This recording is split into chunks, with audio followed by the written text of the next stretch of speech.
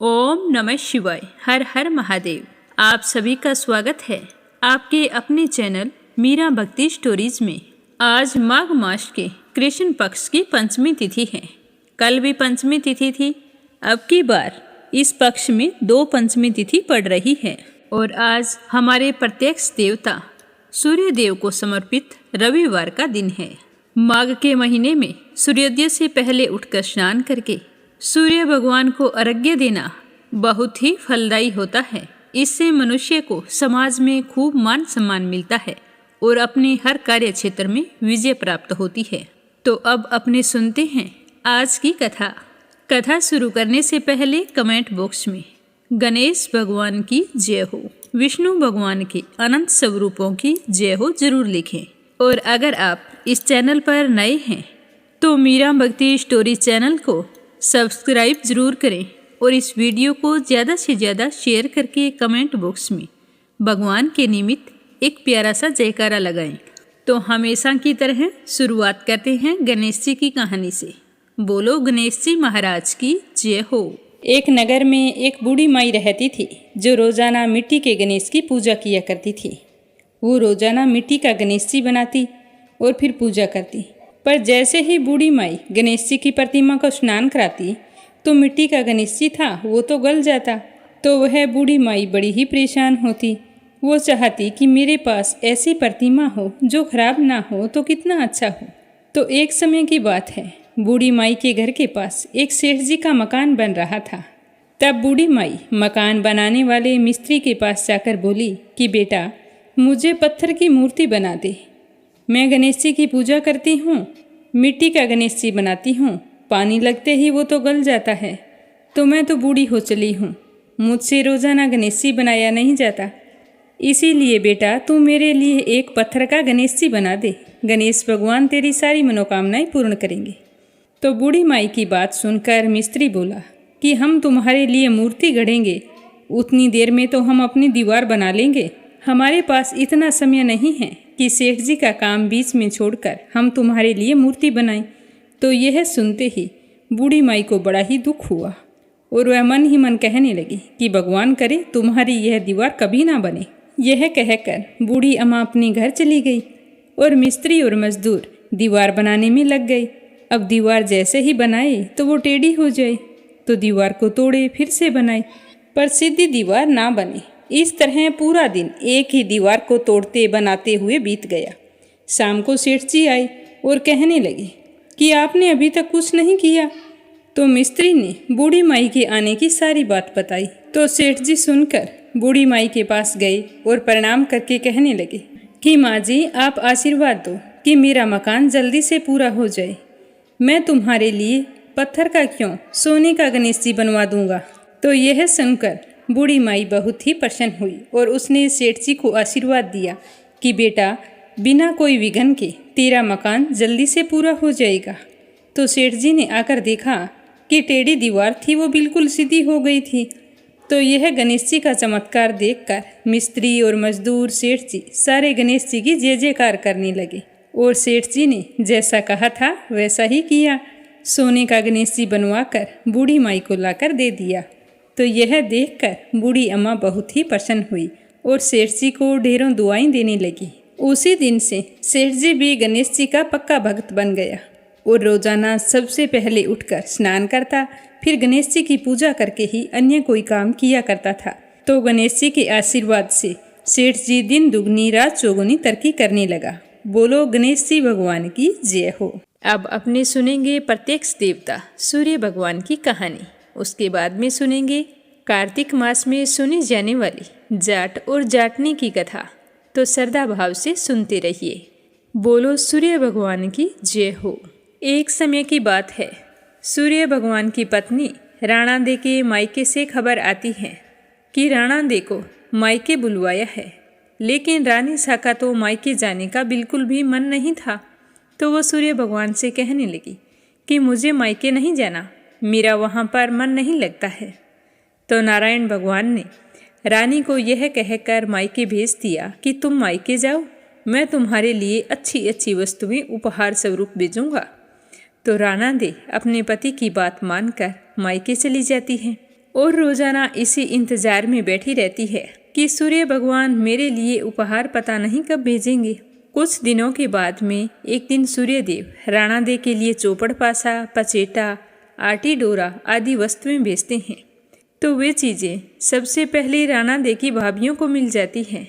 तो राणा दे की भाभियाँ मजाक करने के इरादे से चौपड़ पासे, खिलौने, सारा सामान निकाल लेती है और उसकी जगह पर कंकड़ पत्थर और कांटे भर देती है और डिब्बे को वापस बंद कर देती है। फिर वो डब्बा राणा दे को दे आती है। कहती है, ननंद बाई सा देखो, नंदोई जी ने क्या भेजा है। तो यह देखकर राणा दे बहुत ही खुश होती है और उतावली होकर जैसे ही डिब्बे में हाथ डालती है तो उसके हाथ में कांटे चुभ जाते हैं। तो यह देखकर उसकी भाभियां हंसने लगती हैं। तो राणा दे इसे अपना अपमान समझती है और उसे गुस्सा आ जाता है। वो चुपचाप खड़ी होकर अंदर चली जाती है। कुछ दिनों के बाद में सूर्य नारायण राणा दे को लेने के लिए आते हैं। तो राणा दे सूर्य भगवान से बातचीत नहीं करती। तो सूर्यदेव सोचते हैं कि पहले तो मायके आने का मन नहीं कर रहा था, अब लगता है जाने का मन नहीं कर रहा। इसीलिए राणा दे उदास और चुपचाप हैं। सूर्य भगवान को इस बात की खबर नहीं थी कि उनका भेजा हुआ सामान उनकी भाभियों ने बदल लिया। तो वो राणा दे को विदा करवाकर अपने साथ ले आते हैं। लेकिन ये क्या, राणा दे तो ससुराल आने के बाद भी वहाँ पर किसी से बात नहीं करती। तो एक दिन सूर्य नारायण ने अपनी माताजी से पूछा कि माताजी, राणा दे आपसे बातचीत करती है क्या? तो उसकी माता ने कहा, नहीं बेटा, राणा दे जब से मायके से वापस आई है उसके बाद मुझसे बात नहीं कर रही है। तो यह सुनकर सूर्य नारायण कहते हैं कि माताजी, आज आप राणा दे से कहना कि चावल की बोरी भरी पड़ी है, साल में से चावल निकालने हैं, परंतु उन्हें कहना कि चावल निकालते समय एक भी चावल टूटना नहीं चाहिए, सारे चावल साबुत निकलने चाहिए। तो जैसा सूर्य नारायण बोल कर गए थे, उनकी माताजी ने अपनी बहू राणा दे को बोल दिया। तो राणा दे तो रोने लगी। रोते रोते वो छत पर चली गई। वहाँ पर बहुत सारी चिड़िया बैठी थी। तो राणा दे कहने लगी कि चिड़ियों, मैंने कभी तुम्हें चूगा डाला होगा, तो आज आप मुझ पर एक एहसान करो, इन चावलों को छील दो। तो ढेर सारी चिड़ियाँ उन चावलों को साफ करने लग गई और थोड़ी सी देर में सारे चावल साफ करके उड़ गई। तो यह देखकर राणा दे बहुत ही खुश हुई। सूर्य नारायण शाम को आए और पूछा कि माताजी, राणा दे कुछ बोली क्या? तो माताजी ने कहा, नहीं बेटा, वो कुछ नहीं बोली। और हैरानी की बात यह है कि उन्होंने सारे चावल साफ कर दिए, एक भी चावल टूटने नहीं दिया। तो सूर्य नारायण सोचने लगे। तो अपनी माताजी की बात सुनकर सूर्य नारायण भी हैरान हो गई और सोचने लगे कि राणा दे ने अकेले ऐसे कैसे कर लिया। तो वो अपनी माताजी से कहने लगे कि माताजी, आप ऐसा करना, सुबह राणा दे को बोलना कि जो 108 छेद वाली मटकी है उसमें पानी भर दे। तो सुबह होते ही जैसा सूर्य नारायण ने बोला था, उसकी माताजी ने अपनी बहू राणा दे को बोल दिया कि 108 छेद वाली मटकियां हैं, उसमें पानी भर दो। तो राणा दे मटकी लेकर तालाब पर चली गई और वहां पहुंचकर रोने लगी। उनको रोता हुआ देखकर छोटी छोटी मेंढकियां आई और उनसे पूछने लगी कि राणा दे, आप रो क्यों रही है? तो राणा दे बोली कि सासू जी ने 108 छेद वाली मटकियों में पानी भरने को बोला है, इनमें पानी कैसे टिकेगा? तो वो मेंढकियां कहने लगी कि राणा दे, आप रोना बंद करो, चिंता मत करो, जितने छेद हैं उन पर हम चिपक जाएंगी, फिर आप आसानी से पानी भर लेना। फिर क्या था, राणा दे तो खुश हो गई और मेंढकियां छेद पर चिपक चिपक कर बैठ गई। राणा दे ने सारी मटकियों में पानी भर दिया। तो छेद वाली मटकियों में पानी देखकर उसकी सासू माँ बड़ी हैरान हुई। जैसे ही सायंकाल में सूर्य नारायण आए तो उन्होंने अपनी माताजी से पूछा कि राणा दे आज आपसे बोली क्या? तो उनकी माताजी ने कहा कि नहीं बोली। आज तो उन्होंने और भी गजब कर दिखाया, छेद वाली सारी मटकियों में पानी भर दिया है। तो सूर्य नारायण सोचने लगे कि राणा दे ये सब कुछ कैसे कर रही है और हमसे बोलना बंद क्यों कर दिया है, अब तो इस बात का पता लगाना पड़ेगा। तो उन्होंने अपनी माताजी से कहा कि माताजी, राणा दे को बोलना कि कल बाग में उनके मौसी जी आए हैं, उन्होंने राणा दे को मिलने के लिए बुलाया है उनको यह भी बता देना कि जिस तरफ चरमों बिखरे हैं उस तरफ जाना है। तो सुबह होते ही राणा जी को उसकी सासू माँ ने कह दिया जैसा सूर्य भगवान बोल कर गए थे। तो राणा दे तैयार होकर अपनी मासी जी से मिलने के लिए चल पड़ी और सूर्य नारायण रास्ते में औरत का रूप बनाकर घूंघट निकाल कर बैठ गए। जब राणा दे उस तरफ से जाने लगे तो सूर्य नारायण औरत के रूप में बैठे थे, रोने लगे। तो राणा दे ने कहा कि आप रो क्यों रहे हैं, आप पर कोई मुसीबत आ गई क्या? तो उन्होंने राणा दे की बात का कोई जवाब नहीं दिया और लगातार रोते ही रहे। तो यह देखकर राणा दे कहने लगी कि मेरे पर जो मुसीबत आई है, अगर वो तुम पर आ जाए तो तुम क्या करोगे? तो सूर्य नारायण कहने लगे कि आप पर क्या मुसीबत आई है? तो राणा दे कहने लगी कि मैं क्या बताऊं, मैं मायके नहीं जा रही थी और फिर भी इन्होंने मुझे ज़बरदस्ती भेज दिया। बोला कि तुम चली जाओ और मैं तुम्हारे लिए अच्छी अच्छी वस्तुएं भेजूंगा, और डिब्बों में भरकर इन्होंने कंकड़ पत्थर और कांटे भेज दिए। मैं उन डिब्बों को देखकर बहुत ही खुश हुई और देखने के लिए जैसे ही डिब्बे में हाथ डाला तो मेरे हाथ में कांटे चुभ गए। मेरी सारी भाभियाँ मेरा मजाक बनाने लगी। थोड़े दिन बीते, मुझे वापस लेने के लिए आ गए और मैं ससुराल आ गई। इतना परेशान करने के बाद भी इनका पेट नहीं भरा। इन्होंने मुझे 1 बोरी साल में से चावल निकालने को बोला और यह भी कहा कि एक भी चावल टूटना नहीं चाहिए। अब तुम बताओ कि मैं एक दिन में 1 बोरी चावल कैसे निकालूं, वो भी बिना टूटे हुए। भला हो उन चिड़ियों का जिनको मैंने चूगा डाला था, उन्होंने मेरी मदद की और सारे चावल निकाल दिए। इन्होंने तो फिर भी नहीं पूछा कि राणा दे तुमने अकेले चावल कैसे निकाले। इन्हें तो बस परेशान करना था। दूसरे दिन 108 छेद वाली मटकियों में मुझे पानी भरने के लिए बोल दिया। अब आप ही बताओ, छेद वाली मटकी में कभी पानी ठहरता है? वो तो भला हो मेंढकियों का, जो बेचारी सारी की सारी छेद से चिपक कर बैठ गई और मैंने पानी भर दिया। यह कहते कहते राणा दे जोर जोर से रोने लगी। तो इतना सुनते ही सूर्य भगवान ने राणा दे का हाथ पकड़ा और अपने असली स्वरूप में आ गए। सूर्य भगवान बोले कि राणा दे चुप हो जाओ, मैंने तो डिब्बों में चौपड़ पासा, आटी डोरा, मिठाइयाँ और अच्छी अच्छी वस्तुएं भेजी थी। आपकी भाभीियों ने ही मजाक की होगी, मैंने ऐसा कुछ नहीं किया। आप मुझे बहुत अच्छे लगते हो, मैं आपके लिए डिब्बों में कांटे भरकर क्यों भेजूंगा, ये तो आपको पता होना चाहिए। इतनी सी बात थी तो आप मुझे पहले ही बता देते तो आपको इतनी मुसीबत नहीं झेलनी पड़ती। तो यह सुनते ही राणा दे बहुत ही खुश हुई और खुशी खुशी सूर्य नारायण और राणा दे बातें करते हुए घर आ गए। तो उन्हें हंसता बोलता देखकर उनकी माताजी और भी ज़्यादा खुश हुई। बोलो सूर्य नारायण की जय हो। अब अपने सुनते हैं माघ मास महात्म्य का आगे का अध्याय।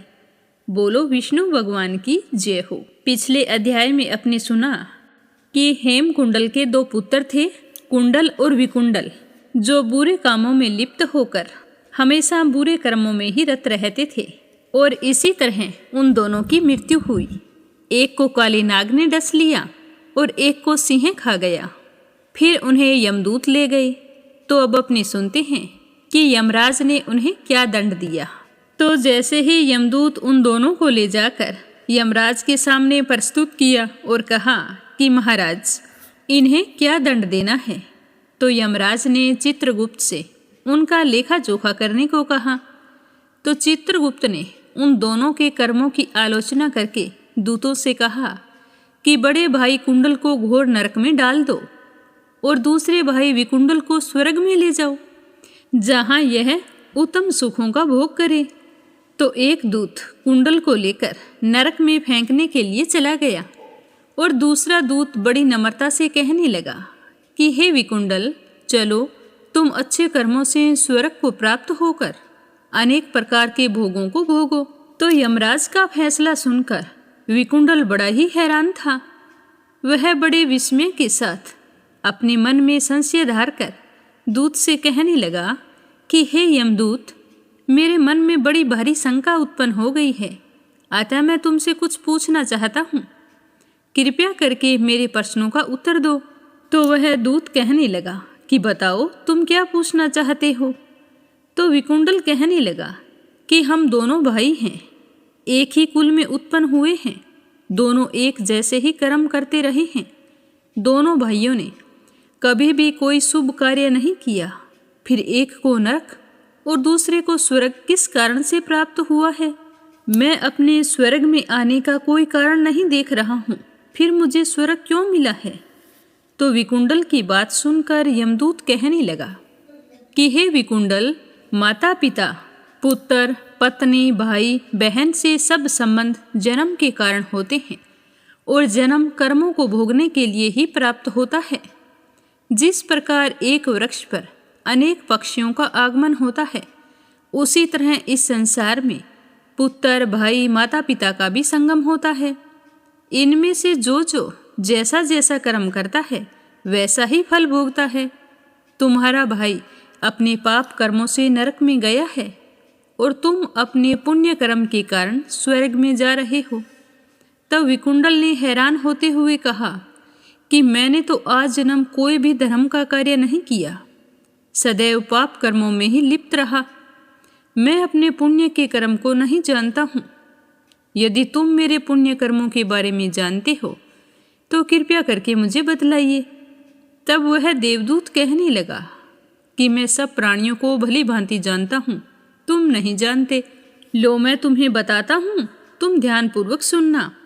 एक समय हरिमित्र का पुत्र सुमित नाम का ब्राह्मण था, जिसका आश्रम यमुना नदी के दक्षिणोत्तर दिशा में था। उसके साथ जंगल में तुम्हारी मित्रता हो गई थी और तुमने उसके साथ 2 बार माघ के महीने में श्री यमुना जी में स्नान किया था। पहली बार स्नान करने से तुम्हारे सारे पाप नष्ट हो गए और दूसरी बार स्नान करने से तुमको स्वर्ग प्राप्त हुआ है। सो हे विश्यवर, तुमने 2 बार माघ के महीने में स्नान किया है। इसी के पुण्य फल से तुमको स्वर्ग प्राप्त हुआ है और तुम्हारा भाई नरक को प्राप्त हुआ है। तो दत्तात्रेय जी कहने लगे कि इस तरह यमदूत के मुंह से सुनकर विकुंडल अपने भाई के लिए बहुत ही दुखी हुआ और नम्रतापूर्वक मीठे वचनों से दूतों से कहने लगा कि हे दूतों, सज्जन पुरुषों के साथ 7 पग चलने से मित्रता हो जाती है और यह कल्याणकारी होती है, और मैं तुम्हारे साथ चल रहा हूँ। अतः हे मित्र, प्रेम की चिंता ना करते हुए तुम मुझको इतना बताने की कृपा करो कि कौन से कर्म से मनुष्य यमलोक को प्राप्त नहीं होता है, क्योंकि तुम तो सर्वज्ञ हो। अगर तुम इसके बारे में मुझे बताते हो तो मैं तुम्हारा बड़ा उपकार मानूंगा। तो आज का अध्याय समाप्त हुआ। अगले अध्याय में अपने यह जानेंगे कि दूत ने विकुंडल को कौन सा कर्म करने की सलाह दी। अब अपने सुनते हैं श्रीमद् भागवत कथा का आगे का अध्याय। तो श्रद्धा भाव से सुनते रहिए। तो प्रेम से बोलो भागवत कथा की जय हो, विष्णु भगवान की जय हो, राधा कृष्ण की जय हो। श्री सुखदेव जी कहते हैं कि हे राजन, भगवान श्री कृष्ण को इस बात का पता था कि लाक्षागृह की आग से पांडवों का बाल भी बांका नहीं हुआ है। तथापि जब उन्होंने सुना कि लाक्षागृह में आग लगने से कुंती और पांडव जलकर मर गए हैं, तब उस समय के अनुसार व्यवहार करने के लिए वे बलराम जी के साथ हस्तिनापुर गए। वहां जाकर भीष्म पितामह, कृपाचार्य, विदुर, गांधारी और द्रोणाचार्य से मिलकर उनके साथ समवेदना सहानुभूति प्रकट की और उन लोगों से कहने लगे कि हाय हाय, ये तो बड़ी दुख की बात हो गई है, ये तो बहुत गलत हो गया। भगवान श्री कृष्ण के हस्तिनापुर चले जाने से द्वारिका में अक्रूर और कृतवर्मा को अवसर मिल गया। उन लोगों ने सतधनवा से आकर कहा कि तुम सत्राजित से मणि क्यों नहीं छीन लेते। सत्राजित ने अपनी श्रेष्ठ कन्या सत्यभामा का विवाह हमसे करने का वचन दिया था और अब उसने हमारा तिरस्कार करके अपनी कन्या का विवाह श्री कृष्ण के साथ कर दिया है। अब सत्राजित भी अपने भाई परसेन की तरह क्यों न यमपुरी में जाए। सतधनवा पापी था, अब तो उसकी मृत्यु भी उसके सिर पर नाच रही थी। अक्रूर और कृतवर्मा के इस प्रकार बहकाने पर सतधनवा उसकी बातों में आ गया और उस महादुष्ट ने लोभवश सोए हुए सत्राजित को मार डाला। तो उस समय स्त्रियां अनाथ के समान रोने चिल्लाने लगी, परंतु सतधनवा ने उनकी ओर तनिक भी ध्यान नहीं दिया। जैसे कसाई पशुओं की हत्या कर डालता है, वैसे ही वह सत्राजित को मारकर मणि वहां से लेकर चंपत हो गया। सत्यभामा जी को यह देखकर कि मेरे पिताजी मारे गए हैं तो उन्हें बड़ा दुख हुआ और वे बड़ा ही करुण विलाप करने लगे कि पिताजी, ये क्या हो गया, मैं इस दुख को कैसे सहन कर पाऊंगी। तरह तरह से पुकार पुकार कर विलाप करने लगी। करुण विलाप करते करते बीच बीच में बेहोश हो जाती और होश में आने पर फिर विलाप करने लगती। इसके बाद उन्होंने अपने पिता के शव को तेल के कड़ाही में रख दिया और स्वयं हस्तिनापुर को चली गई। वहां जाकर उन्होंने बड़े ही दुख से भगवान श्री कृष्ण को अपने पिता की हत्या का सारा वृतांत कह सुनाया। पर भगवान श्री कृष्ण तो इन बातों को पहले से ही जानते थे। हे राजन, सर्वशक्तिमान भगवान श्री कृष्ण और बलराम जी ने सब सुनकर मनुष्यों की सी लीला करते हुए अपनी आंखों में आंसू भर लिए और विलाप करने लगे कि हे भगवान, यह तो हम लोगों पर बहुत बड़ी विपदा आ पड़ी है। और इसके बाद भगवान श्री कृष्ण सत्यभामा जी और बलराम जी के साथ हस्तिनापुर से द्वारिका लौट आए और सतधनवा को मारने तथा उनसे मणि छीनने का उद्योग करने लगे।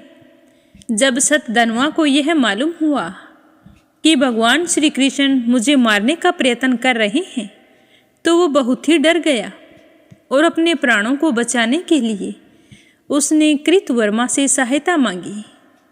उसकी बात सुनकर कृतवर्मा ने कहा कि भगवान श्री कृष्ण और बलराम जी सर्वशक्तिमान ईश्वर हैं, मैं उनका सामना नहीं कर सकता। भला ऐसा कौन है जो उनके साथ बैर बांधकर इस लोक और परलोक में सकुशल रह सके। तुम जानते हो कि कंस उन्हीं से द्वेष करने के कारण राज्य लक्ष्मी को खो बैठा और अपने ही अनुयायियों के साथ मारा गया। जरासंध जैसे सूरवीर को भी उनके सामने 17 बार मैदान में हार कर बिना रथ के ही अपनी राजधानी में लौटना पड़ा था। जब कृतवर्मा ने उसे इस प्रकार टका सा जवाब दे दिया, तब सतधनवा ने सहायता के लिए अक्रूर जी से प्रार्थना की। उन्होंने कहा कि भाई, ऐसा कौन है जो सर्वशक्तिमान भगवान का बल पुरुष जानकर भी उनसे वैर विरोध करने की गलती करे। जो भगवान खेल खेल में ही इस विश्व की रचना, रक्षा और संहार करते हैं तथा जो कब क्या करना चाहते हैं, इस बात को माया से मोहित ब्रह्मा आदि विश्व विधाता भी नहीं समझ पाते। जिन्होंने 7 वर्ष की अवस्था में, जब वे निरे बालक थे, एक हाथ से गिरिराज गोवर्धन को उखाड़ लिया। जैसे नन्हे नन्हे बच्चे बरसाती छत्ते को उखाड़कर अपने हाथ में रख लेते हैं, वैसे ही खेल खेल में 7 दिनों तक उसे उठाए रखा। मैं तो उन भगवान श्री कृष्ण को नमस्कार करता हूँ। उनके कर्म अद्भुत है। वे अनंत, अनादि, एक रस और आत्म स्वरूप हैं। मैं उन्हें नमस्कार करता हूँ। तो इस तरह अक्रूर जी ने भी उसे कोरा जवाब दे दिया। तब सतधनवा ने समयंतक मणि को अक्रूर जी के पास रख दिया और स्वयं 400 कोस लगातार चलने वाले घोड़े पर सवार होकर वहां से बड़ी फुर्ती से भाग निकले। हे राजन, भगवान श्री कृष्ण और बलराम दोनों भाई अपने उस रथ पर सवार हुए जिस पर गरुड़ चिन्ह से चिन्हित ध्वजा फहरा रही थी और बड़े वेग वाले घोड़े जुते हुए थे। अब उन्होंने अपने ससुर सत्राजित को मारने वाले सतधनवा का पीछा किया। मिथिलापरी के निकट एक उपवन में सतधनवा का घोड़ा गिर पड़ा। अब वह घोड़े को छोड़कर पैदल ही भाग निकला। वह अत्यंत भयभीत हो गया था। भगवान श्री कृष्ण भी क्रोध करके उसके पीछे दौड़े। सतधनवा पैदल ही भाग रहा था, इसीलिए भगवान भी पैदल ही दौड़कर अपने तीक्ष्ण धार वाली चक्कर से उसका सर उतार दिया और फिर उसके वस्त्रों में समयंतक मणि को ढूंढने लगे, परंतु मणि तो नहीं मिली। तब भगवान श्री कृष्ण ने बड़े भाई बलराम के पास जाकर कहा कि भैया, हमने सतधनवा को व्यर्थ ही मारा है, क्योंकि उसके पास समयंतक मणि तो है ही नहीं। तो बलराम जी कहने लगे कि इसमें कोई संदेह नहीं है कि सतधनवा ने समयंतक मणि को किसी न किसी के पास रख दिया है। अब तुम द्वारिका जाओ और उसका पता लगाओ। मैं विदेह राज से मिलना चाहता हूँ, क्योंकि वे मेरे बहुत ही प्रिय मित्र हैं। इस तरह बताते हुए सुखदेव जी कहने लगे कि हे राजन, यह कहकर यदुवंश शिरोमणि बलराम जी मिथिला नगरी में चले गए। जब मिथिला नरेश ने देखा कि पूजनीय बलराम जी महाराज पधारे हैं, तब उनका हृदय आनंद से भर गया। तो वो झट से अपने आसन से उठे और अनेक सामग्रियों से बलराम जी की पूजा की। इसके बाद भगवान बलराम जी कई वर्षों तक मिथिलापुरी में रहे। महात्मा जनक ने बड़े प्रेम और सम्मान से उन्हें रखा। इसके बाद समय पर धृतराष्ट्र के पुत्र दुर्योधन ने बलराम जी से गदा युद्ध की शिक्षा ग्रहण की और उधर भगवान श्री कृष्ण सतधनवा का वध करने के बाद में द्वारिका लौट आए और अपनी प्रिय सत्यभामा को यह समाचार सुना दिया कि हे प्रिय, सतधनवा को तो मैंने मार दिया है, परंतु समयंतक मणि उसके पास नहीं मिली है। इसके बाद भगवान श्री कृष्ण ने अपने भाई बंधुओं के साथ अपने ससुर सत्राजित की वो सारी दैहिक क्रियाएं करवाई जिससे मृतक प्राणी का परलोक सुधरता है। अक्रूर और कृतवर्मा ने सतधनवा को सत्राजित के वध के लिए उत्तेजित किया था।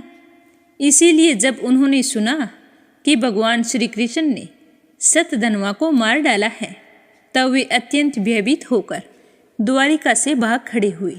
हे राजन, कुछ लोग ऐसा भी मानते हैं कि अक्रूर के द्वारिका से चले जाने पर द्वारकावासियों को बहुत प्रकार के अनिष्टों और अरिष्टों का सामना करना पड़ा। दैविक और भौतिक निमित्तों से बार बार वहाँ के नागरिकों को शारीरिक और मानसिक कष्ट सहना पड़ा। परंतु जो लोग ऐसा कहते हैं, वे पहले कही हुई बातों को भूल जाते हैं, क्योंकि ये कभी नहीं हो सकता कि जहाँ भगवान श्री कृष्ण की शरण में समस्त ऋषि मुनि निवास करते हैं, उनके निवास स्थान द्वारिका में उनके रहते कोई उपद्रव खड़ा हो जाए। उस समय नगर के बड़े बूढ़े लोगों ने कहा कि एक बार काशी नरेश के राज्य में वर्षा नहीं हो रही थी, सूखा पड़ गया था। तब उन्होंने अपने राज्य में आए हुए अक्रूर के पिता शवफल्का के साथ अपनी पुत्री नंदिनी का ब्याह कर दिया था। तब उस प्रदेश में अच्छी वर्षा हुई थी। अक्रूर भी शवफल्के के ही पुत्र हैं और इनका प्रभाव भी वैसा ही है। इसीलिए जहाँ अक्रूर रहते हैं, वहाँ खूब वर्षा होती है तथा किसी प्रकार का कष्ट और महामारी आदि उपद्रव नहीं होते हैं। उन लोगों की बात सुनकर भगवान ने सोचा कि इस उपद्रव का यही कारण नहीं है। यह जानकर भी भगवान ने दूत को भेजकर अक्रूर जी को ढूंढवाया और उसके आने पर उनसे बातचीत की। भगवान ने उनका खूब आदर सत्कार किया और मीठी मीठी प्रेम की बातें कहकर उसे संभाषण किया। हे राजन, भगवान सबके चित्त का एक एक संकल्प देखते रहते हैं। इसीलिए उन्होंने मुस्कुराते हुए अक्रूर से कहा कि चाचा जी, आप दान धर्म के पालक हैं। हमें यह बात पहले से ही मालूम है कि सतधनवा आपके पास वह समयंतक मणि छोड़ गया है, जो बड़ी ही प्रकाशमान और धन देने वाली है। आप जानते ही हैं कि सत्राजित के कोई पुत्र नहीं है, इसीलिए उनकी लड़की के लड़के यानी कि उनके नाती ही उन्हें तिल अंजलि और पिंड दान करेंगे, उनका ऋण चुकाएंगे और जो कुछ बच जाएगा उसके अधिकारी भी वही होंगे। इस प्रकार शास्त्रीय दृष्टि से यद्यपि समयंतक मणि हमारे पुत्रों को ही मिलनी चाहिए, परंतु वह मणि आपके ही पास रहे, क्योंकि आप बड़े व्रतनिष्ठ और पवित्र आत्मा हैं तथा दूसरों के लिए उस मणि को रखना अत्यंत कठिन भी है। परंतु हमारे सामने यह एक बहुत बड़ी समस्या आ गई है कि हमारे बड़े भैया बलराम जी मणि के संबंध में मेरी बात का पूरा विश्वास नहीं करते हैं। इसीलिए महाभाग्यवान अक्रूर जी, आप वह मणि दिखाकर हमारे इष्ट मित्र बलराम जी, सत्यभामा और जामवती के संदेह को दूर कीजिए और उनके हृदय में शांति का संचार कीजिए। हमें पता है कि उसी मणि के प्रताप से आजकल आप लगातार ही ऐसे यज्ञ करते रहते हैं जिनमें सोने की वेदियां बनती हैं। हे राजन, जब भगवान श्री कृष्ण ने इस प्रकार सांत्वना देकर उन्हें समझाया बुझाया, तब अक्रूर जी ने वस्त्र में लपेटी हुई सूर्य के समान प्रकाशमान वह मणि निकाली और भगवान श्री कृष्ण को दे दी। भगवान श्री कृष्ण ने वह समयंतक मणि अपने जाति भाइयों को दिखाकर अपना कलंक दूर किया और भगवान श्री कृष्ण स्वयं उस मणि को पास रखने में समर्थ थे। फिर भी उन्होंने अपने पास नहीं रखा, पुनः अक्रूर जी को लौटा दी।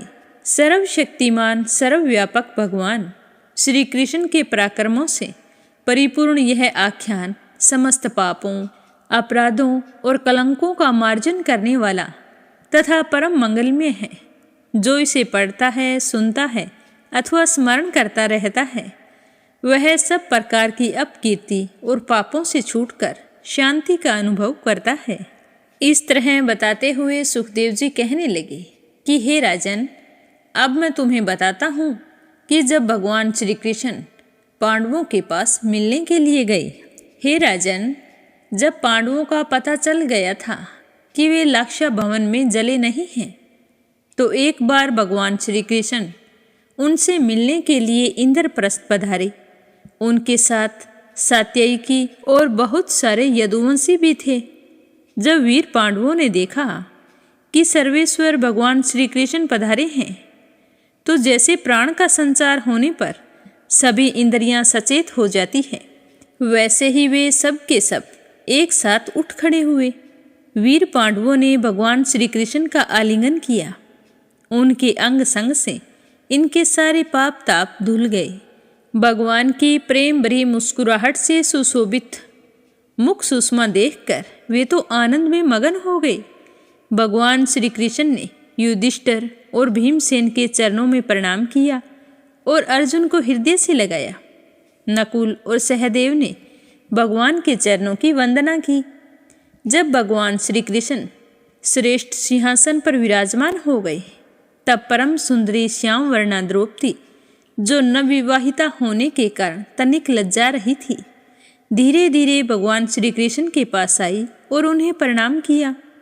पांडवों ने भी श्री कृष्ण के समान ही वीर सात्ययिकी का भी स्वागत सत्कार और अभिनंदन वंदन किया। वे एक आसन पर बैठ गए। दूसरे यदुवंशियों का भी यथा योग्य सत्कार किया गया तथा वे भी श्री कृष्ण के चारों ओर आसनों पर विराजमान हो गए। इसके बाद भगवान श्री कृष्ण अपनी बुआ कुंती के पास गए और उनके चरणों में प्रणाम किया। कुंती ने अत्यंत स्नेहवश उन्हें अपने हृदय से लगा लिया। उस समय उनके नेत्रों में प्रेम के आंसू छलक आए। कुंती ने भगवान श्री कृष्ण से अपने भाई बंधुओं की कुशल क्षेम पूछी और भगवान ने भी उनका यथोचित उत्तर देकर उनसे उनकी पुत्र वधू द्रौपदी और स्वयं उनका कुशल मंगल पूछा। उस समय अत्यधिक प्रेम की वजह से कुंती जी का गला रुंध गया, नेत्रों से आंसू बह रहे थे।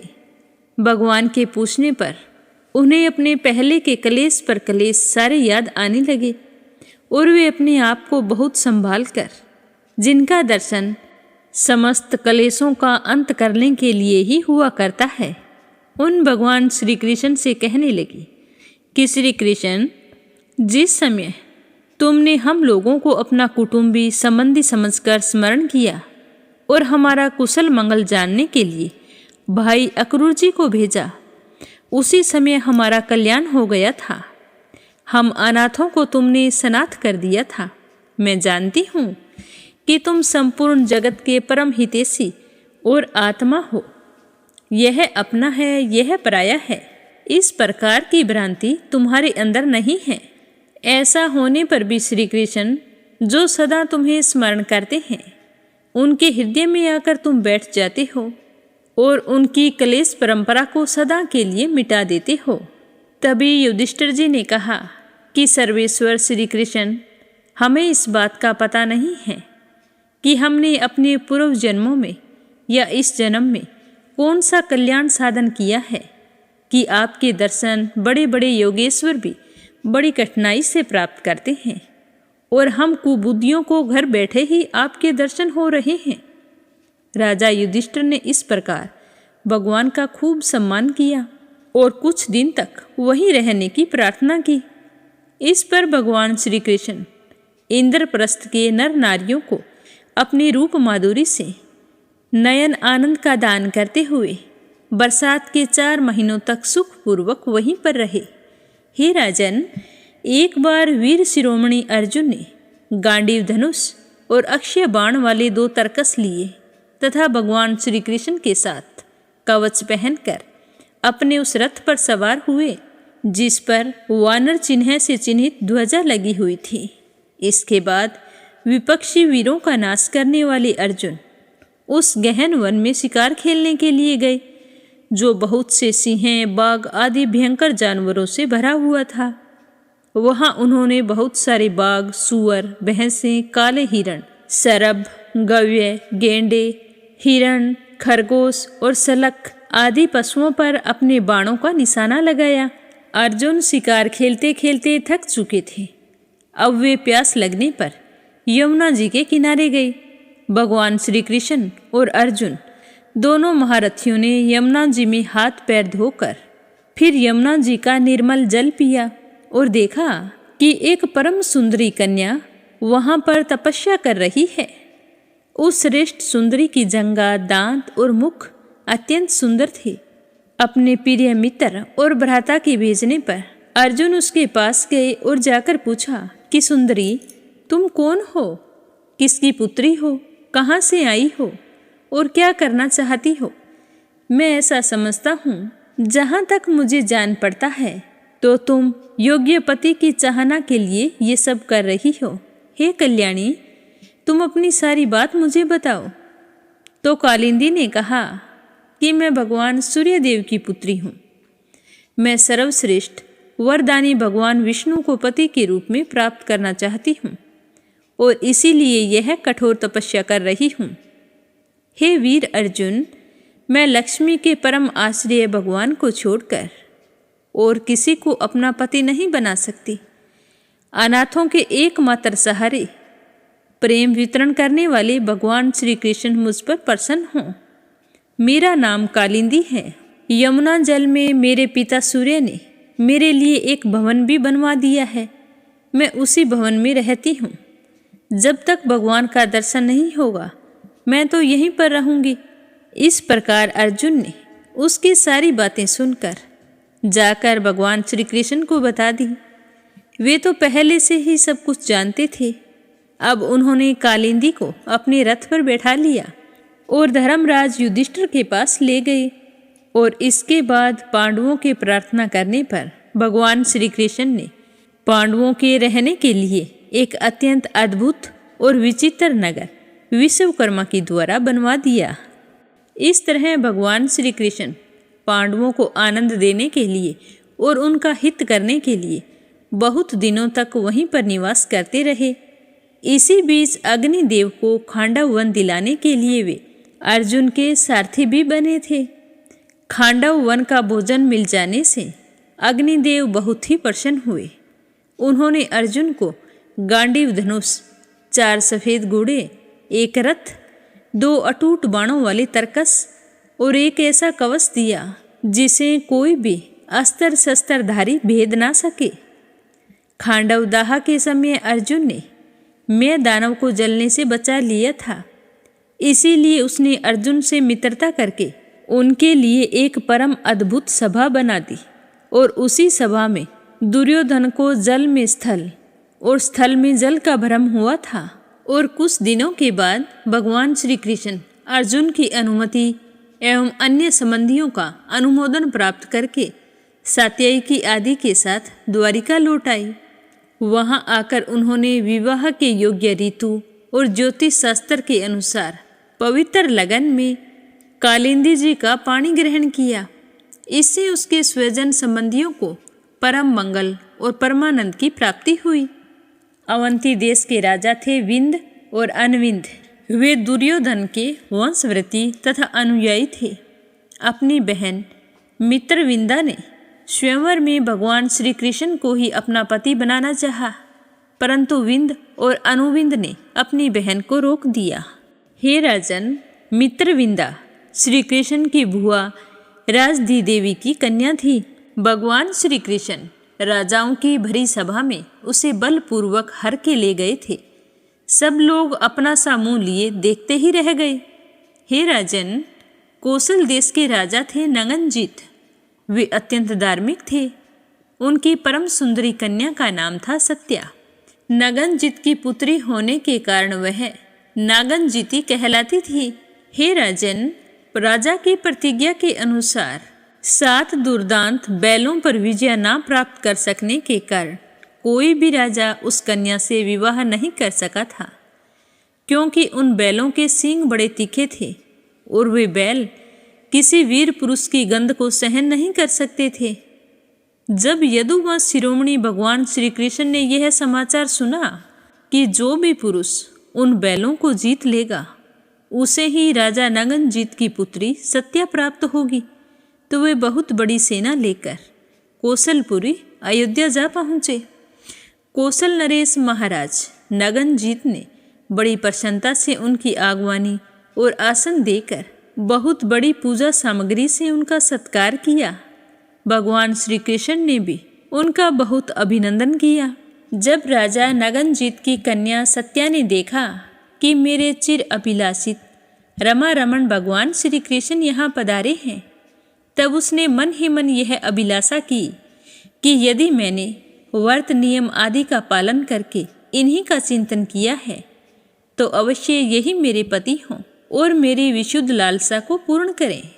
नगनजीत की पुत्री सत्या मन ही मन सोचने लगी कि भगवती लक्ष्मी, ब्रह्मा, शंकर और बड़े बड़े लोकपाल जिनके पद पंकज का पराग अपने सिर पर धारण करते हैं और जिन प्रभु ने अपनी बनाई हुई मर्यादा का पालन करने के लिए ही समय समय पर अनेकों लीला अवतार ग्रहण किए हैं, वे प्रभु मेरे किस धर्म, व्रत अथवा नियम से प्रसन्न होंगे? वे तो केवल अपनी कृपा से ही प्रसन्न हो सकते हैं। इस तरह बताते हुए सुखदेव जी ने कहा कि हे राजन, राजा नगनजीत ने भगवान श्री कृष्ण की विधि पूर्वक पूजा अर्चना करके यह प्रार्थना की कि जगत के एकमात्र स्वामी नारायण, आप अपने स्वरूप भूत आनंद से ही परिपूर्ण हैं और मैं हूँ एक तुच्छ मनुष्य, मैं आपकी क्या सेवा करूँ? तो भगवान श्री कृष्ण राजा नगनजीत का दिया हुआ आसन, पूजा आदि स्वीकार करके बहुत ही संतुष्ट हुए और उन्होंने मुस्कुराते हुए मेघ के समान गंभीर वाणी से कहा कि हे राजन, जो क्षत्रिय अपने धर्म में स्थित है उसका कुछ भी मांगना उचित नहीं है। धर्मज्ञ विद्वानों ने उसके इस कर्म की निंदा की है। फिर भी मैं आपके सौहार्द का, प्रेम का संबंध स्थापित करने के लिए आपकी कन्या चाहता हूँ। हमारे यहाँ इसके बदले में कुछ शुल्क देने की प्रथा नहीं है। तो भगवान श्री कृष्ण की बात सुनकर राजा नगनजीत ने कहा कि हे प्रभु, आप समस्त गुणों के धाम हैं, एकमात्र आश्रय हैं। आपके वक्षस्थल पर भगवती लक्ष्मी नित्य निरंतर निवास करती है। आपसे बढ़कर कन्या के लिए अभीष्ट वर भला और कौन हो सकता है? परंतु हे यदुवंश शिरोमणि, हमने पहले ही इस विषय में एक प्रण कर लिया है कि हमारी कन्या के लिए कौन सा वर उपयुक्त है, उसका बल पुरुष कैसा है, इत्यादि बातें जानने के लिए ही ऐसा किया गया है। हे वीर श्रेष्ठ श्री कृष्ण, हमारे ये 7 बैल किसी के वश में न आने वाले और बिना सदाए हुए हैं। इन्होंने बहुत से राजकुमारों के अंगों को खंडित करके उनका उत्साह तोड़ दिया है। हे श्री कृष्ण, अगर आप इन्हें नाथ लें, अपने वश में कर लें, तो हे लक्ष्मीपति, आप ही हमारी कन्या के लिए अभीष्ट वर होंगे। तो भगवान श्री कृष्ण ने राजा नगनजीत का ऐसा पर्ण सुनकर कमर कस के तैयार हो गए और अपने 7 रूप बनाकर खेल खेल में ही उन बैलों को नाथ लिया। इससे बैलों का भी घमंड चूर हो गया, उनका बल पुरुष भी जाता रहा। अब भगवान श्री कृष्ण उन्हें रस्सी से बांधकर इस प्रकार खींचने लगे जैसे खेलते समय एक नन्हा सा बालक काठ के खिलौनों को घसीटता है। तो यह देखकर राजा नगनजीत को बड़ा ही विस्मय हुआ। उन्होंने प्रसन्न होकर भगवान श्री कृष्ण को अपनी कन्या का दान कर दिया और सर्वशक्तिमान भगवान श्री कृष्ण ने भी अपने अनुरूप पत्नी सत्या का विधि पूर्वक पाणी ग्रहण किया। नगनजीत की रानियों ने देखा कि हमारी कन्या को उसके अत्यंत प्यारे भगवान श्री कृष्ण ही पति के रूप में प्राप्त हुए हैं, तो उन्हें बड़ा ही आनंद हुआ और चारों ओर बड़ा भारी उत्सव मनाया जाने लगा। शंख ढोल नगारे बजने लगे, सब ओर गाना बजाना होने लगा। ब्राह्मण आशीर्वाद देने लगे। सुंदर वस्त्र, पुष्पों के हार और गहनों से सज धज कर नगर के समस्त नर और नारी आनंद मनाने लगे। राजा नगनजीत ने 10,000 गौवें और 3,000 ऐसे ही नव युवती दासियां जो सुंदर वस्त्र तथा गले में सोने के हार पहने हुए थी वो दहेज में दे दी। और इन सब के साथ ही 9,000 हाथी, 9 लाख रथ, 9 करोड़ घोड़े और 9 अरब सेवक भी दहेज में दिए गए। कौशल नरेश राजा नगनजीत ने कन्या और दामाद को रथ में चढ़ाकर एक बड़ी सेना के साथ विदा कर दिया और उस समय उनका हृदय वात्सल्य स्नेह के कारण द्रवित हो रहा था। इस तरह बताते हुए सुखदेव जी कहने लगे कि हे राजन, यदुवंशियों और राजा नगनजीत के बैलों ने बहुत से राजाओं का बल पुरुष धूल में मिला दिया था। जब उन राजाओं ने यह समाचार सुना तब उनसे भगवान श्री कृष्ण की यह विजय सहन नहीं हुई और अपनी ईर्ष्या के चलते उन सब लोगों ने नगनजीत की पुत्री सत्या को भगवान श्री कृष्ण लेकर जा रहे थे तो मार्ग में ही घेर लिया और बड़े वेग से उन पर बाणों की वर्षा करने लगे। उस समय पांडव वीर अर्जुन ने अपने मित्र भगवान श्री कृष्ण का प्रिय करने के लिए गांडीव धनुष धारण करके जैसे सिंह छोटे मोटे पशुओं को खदेड़ दे वैसे ही उन सब नरपतियों को मार पीट कर भगा दिया। उसके बाद यदुवंश शिरोमणि देवकी नंदन भगवान श्री कृष्ण उस दहेज और सत्या के साथ द्वारिका में आए और वहां रहकर गृहस्थोचित विहार करने लगे। हे राजन, भगवान श्री कृष्ण की बुआ श्रुत कीर्ति केकई देश में ब्याही गई थी। उनकी कन्या का नाम था भद्रा। उसके भाई संतर्दन आदि ने श्री कृष्ण को दे दिया। फिर भगवान श्री कृष्ण ने भद्रा का पानी ग्रहण किया। मध्य प्रदेश के राजा की एक कन्या थी, उसका नाम लक्ष्मणा था। वह बहुत ही सुलक्षणा थी।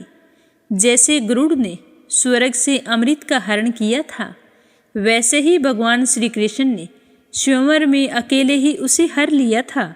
श्री सुखदेव जी कहने लगे कि हे राजन, इस प्रकार भगवान श्री कृष्ण की और भी सहस्त्रों स्त्रियां थी।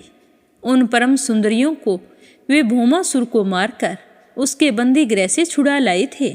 तो सुखदेव जी की बात सुनकर राजा परीक्षित कहने लगे कि हे भगवान, भौमासुर ने उन स्त्रियों को कैद करके क्यों रखा था और भगवान श्री कृष्ण ने उनका वध किस प्रकार करके उन्हें छुड़ा कर लाए थे, यह सब कुछ मुझे विस्तार से बताइए। तो यह अपने सुनेंगे कल के अध्याय में। आज अपने भागवत कथा को यहीं पर विराम देते हैं। अपने मंगल जीवन की कामना करते हुए विष्णु भगवान की जय हो।